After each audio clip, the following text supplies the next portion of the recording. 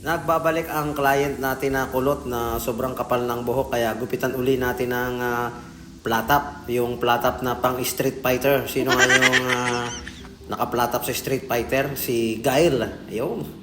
Testingin natin sa ganong gupit. Subukan natin ang kanyang gupit na platap na nakabuka. Or hindi siya straight yung pagkakabawa sa gilid. Pero yung ibabaw, hindi i-flat natin. Kung hindi man natin masyadong maplatap, talagang ganyan kasi yung kanyang buhok ay kulot. Minsan bumabagsak, minsan naman sumusunod pataas. Kumbaga yung kulot ay parang spring. Pwedeng batakin, pwedeng itulak ng pababa. Yung hairstyle niya, yung flat ang ibabaw tapos nakabuka yung gilid. Parang bulaklak. Pero yung ibabaw, syempre, ipaplat natin ng konti. Ayun.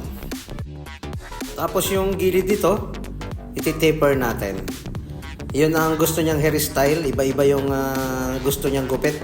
Every time na magpapagupit siya.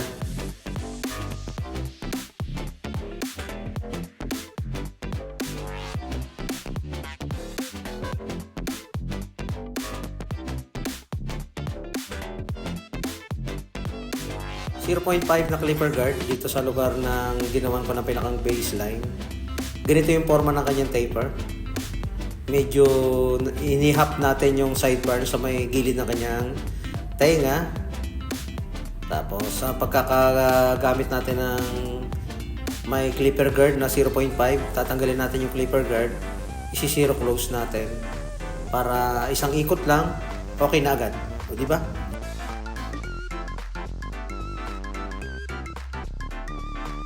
Yung ganitong klase ng gupit ay all-purpose ito. Kapag kayo ay nasa inuman, pwedeng ikaw yung nakapwesto sa gitna. O diba? Dahil flat nga yung ibabaw, pwede nang lagyan ng tagayan yan. Diretso mo na rin lagyan ng mangkok para may pulutan. O, nakatulong ka na sa tropa mo. Kapag kailangan nyo ng lamesa, hindi na magdidelay siya ng lamesa. Ayun na, gawin na nating patungan ng ibabaw ng kanyang buhok. Biro lang po yun.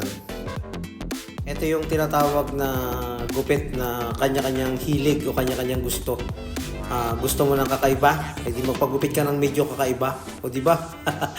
Yan, sinipat pa ng konti, baka malalaglag ang kutsara dito pag nilagyan. Tingnan natin kung magkakasya yung baso at pulutan dito. Konting sipat-sipat. Tapos pantayin pa natin ng konti yung ibabaw para hindi matapon ang pulutan kapag hindi lagay. Joke lang po yun. Ayan, okay na.